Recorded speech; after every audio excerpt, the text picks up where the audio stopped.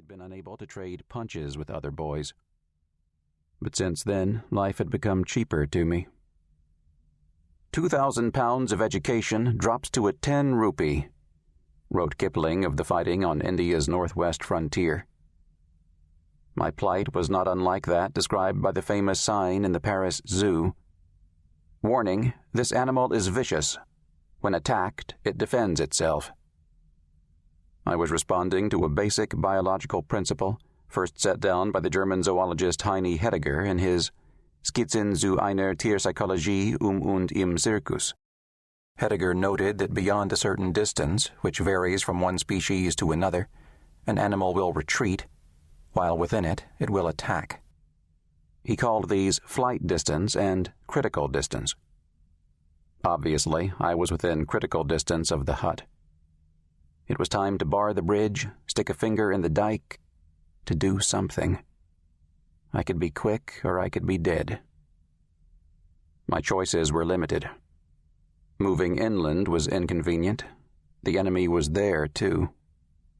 I was on the extreme left of our perimeter, and somehow I couldn't quite see myself turning my back on the shack and fleeing through the rest of the battalion, screaming like Chicken Little, "A Jap's after me! A Jap's after me!"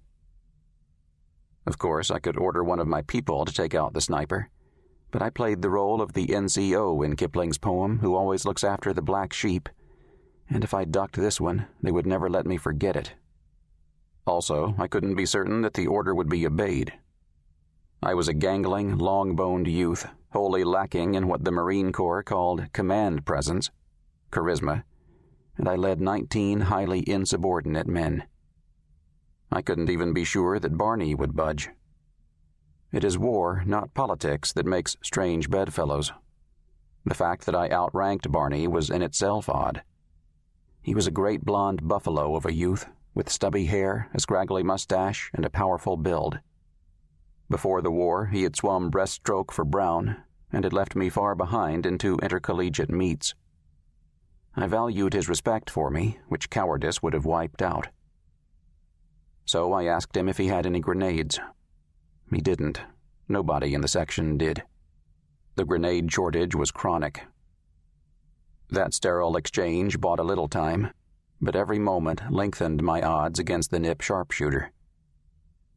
Finally, sweating with the greatest fear I had known till then, I took a deep breath, told Barney, "Cover me," and took off for the hut at Mach 2 speed in little bounds, zigzagging and dropping every dozen steps, remembering to roll as I dropped. I was nearly there, arrowing in, when I realized that I wasn't wearing my steel helmet. The only cover on my head was my cloth raider cap. That was a violation of orders. I was out of uniform.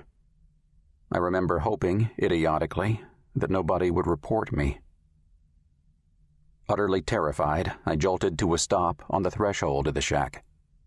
I could feel a twitching in my jaw, coming and going like a winky light signaling some disorder. Various valves were opening and closing in my stomach. My mouth was dry, my legs quaking, and my eyes out of focus. Then my vision cleared. I unlocked the safety of my Colt, kicked the door with my right foot, and leapt inside.